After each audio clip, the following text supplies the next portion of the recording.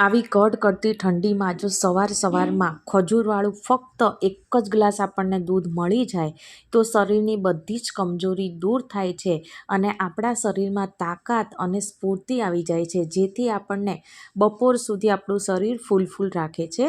Means કે તમને બપોર સુધી ભૂખ લાગવા પણ નથી દેતું। વળી આ શિયાળામાં ફક્ત એક જ ગ્લાસ પીવાથી શરીરને સૌથી વધુ ફાયદા પણ થાય છે મિત્રો।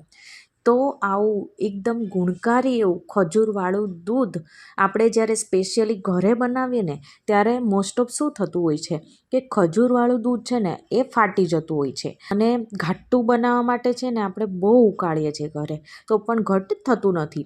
તો આજે આપણે એક સિક્રેટ ઇન્ગ્રેડિયન્ટ્સ ઉમેરશું કે જેનાથી ખજૂરવાળું દૂધ ફાટશે પણ નહીં અને સાથે સાથે તે ઘટ્ટ પણ થશે। તો ચાલો આવું સૌથી વધુ ફાયદા કરનારું ખજૂરવાળું દૂધ બનાવવાની શરૂઆત કરીએ। તો આજે આપણે 500 ml જેટલું આ દૂધ બનાવવાના છીએ મિત્રો। તો તેના માટે અહીંયા મેં બાઉલમાં 10 થી 12 નંગ જેટલી ખજૂરની પેસી લઈ લીધેલી છે।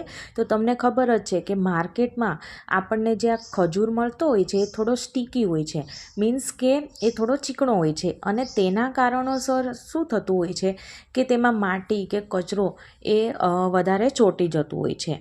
તો તેના માટે થઈને અહીંયા જો મેં 9 સેકું પાણી ગરમ કર્યું છે જે આપણે એડ કરીશું અને આ રીતના હાથેથી આપણે થોડો ખજૂરને ચોળીશું, એટલે કે જે કાંઈ માટી કચરો હશે એ બધું જ આમાં નીકળી જશે।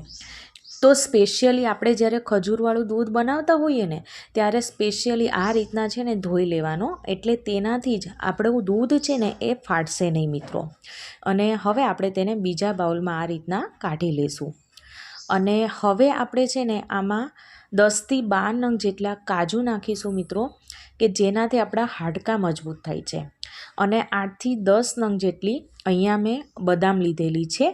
તો તે પણ આપણા શરીરને ખૂબ જ ફાયદાકારક નીવડે છે, કેમ કે તેમાં વિટામિન E અને એન્ટીઓક્સિડન્ટ રહેલું હોય છે જે શરીર માટે ખૂબ જ ઇમ્પોર્ટન્ટ છે મિત્રો।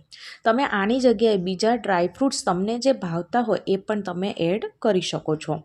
કાજુ અને બદામ એડ કરવાથી આપણું દૂધ છે ને એ ઘટ્ટ બની જશે, આપણે વધારે ઉકાળવું પણ નહીં પડે।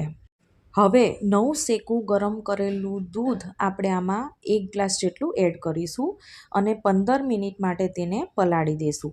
આમ કરવાથી છે ને મિત્રો આ જે આપણે બધી વસ્તુઓ એડ કરી છે આમાં એ બધું ફૂલી જશે અને એકદમ સોફ્ટ થઈ જશે મિત્રો। 15 મિનિટના રેસ્ટ બાદ જુઓ મિત્રો અહીંયા બધું છે ને સરસ એવું સોફ્ટ થઈ ગયું છે, તે ફૂલી ગયું છે, જેને આપણે મિક્સર જારમાં એડ કરી બધું સારી રીતે પીસી લેશું। એકદમ ફાઇન પેસ્ટ આપણે આની બનાવવાની છે। તો ફ્રેન્ડ્સ અહીંયા જો આપણું સિક્રેટ ઇન્ગ્રેડિયન્ટ્સ છે ને અહીંયા તૈયાર થઈ ગયું છે। જો આ રીતનું એકદમ ઘટ્ટ પેસ્ટ થઈ ગઈ છે કે જેનાથી આપણું દૂધ છે ને એકદમ ઘટ્ટ અને મલાઈદાર બનશે। 500 ml માંથી આપણે 1 ગ્લાસ જેટલું જે આપણે પેસ્ટ બનાવવા માટે ઉપયોગ કર્યું અને વધેલું દૂધ અહીંયા છે મિત્રો। તો આને હવે આપણે છે ને એક ઉભરો આવવા દેવાનો છે। તો જુઓ અહીંયા ફ્રેન્ડ્સ આ રીતના એક ઉભરો આવી ગયો છે અને ગેસની આંચ આપણે એકદમ સ્લો કરી દઈશું અને હવે આપણે આને છે ને બિલકુલ ઉકાળવાનું નથી અને સીધી હવે આપણે બનાવેલી જે પેસ્ટ છે ને એ એડ કરીએ। હવે આપણે છે ને અડધી મિનિટ જેટલું આ રીતના કન્ટિન્યુ ચમચો ફેરવશું, એટલે જે આપણે પેસ્ટ એડ કરી છે ને એ દૂધ સાથે સારી રીતે મિક્સ થઈ જશે અને ગઠોડા નહીં પડે। અડધી મિનિટ પછી ફ્રેન્ડ્સ અહીંયા જો આપણું દૂધ છે એ ફાટ્યા વગરનું એકદમ ઘટ્ટ ઓછા સમયમાં બનીને તૈયાર થઈ ગયું છે। તો હવે ગેસની ફ્લેમ બંધ કરી દઈશું મિત્રો અને હવે આને આપણે થોડું ઠરવા દઈએ અને ગ્લાસમાં આપણે સર્વ કરીશું। થોડો આમાં આપણે ઇલાયચીનો પાવડર એડ કરીશું, તમે ચાહો તો આમાં સૂંઠનો પાવડર, ગંઠોડાનો પાવડર પણ એડ કરી શકો છો, જેનાથી દૂધ છે એકદમ ટેસ્ટી લાગે છે। તો વિટામિન, પ્રોટીન, આયર્ન, મિનરલ્સથી ભરપૂર એવું આ ખજૂરવાળું દૂધ છે એ બનીને તૈયાર થઈ ગયું છે। તો ફ્રેન્ડ્સ હવે આપણે ઉપરથી થોડા એવા ડ્રાયફ્રૂટ્સ ગાર્નિશિંગ કરીશું। તો આમાં થોડા એના નટ્સનો ટેસ્ટ પણ ખૂબ જ સરસ આપણે આવતો હોય છે। તો સવારમાં આવું દૂધ છે એ ફક્ત 1 ગ્લાસ પીવાથી આપણને એકદમ સ્ફૂર્તિ આવી જાય છે, તાજગી આવી જાય છે મિત્રો અને બીમારીથી એકદમ દૂર પણ રાખે છે।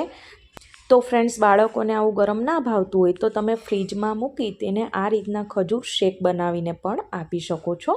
તો બાળકો પણ હોશેથી પી લેશે. તો મિત્રો, શિયાળામાં તમે જરૂરથી આવી રીતના એકવાર બનાવીને જોજો, તમને પણ ખૂબ જ ભાવશે અને દૂધ છે બિલકુલ ફાટશે નહીં અને ઘટ્ટ પણ બનશે. તો મિત્રો, મારી આજની આ ખજૂર દૂધની રેસીપી તમને કેવી લાગી એ મને કમેન્ટ કરીને જરૂરથી કહેજો. અને જો મારી આજની રેસીપી તમને ગમી હોય તો મારી ચેનલને સબસ્ક્રાઈબ, લાઈક અને શેર કરવાનું ના ભૂલતા. તો આપણે ફરીવાર મળીશું એક નવા જ વિડીયો સાથે. Thank you for watching.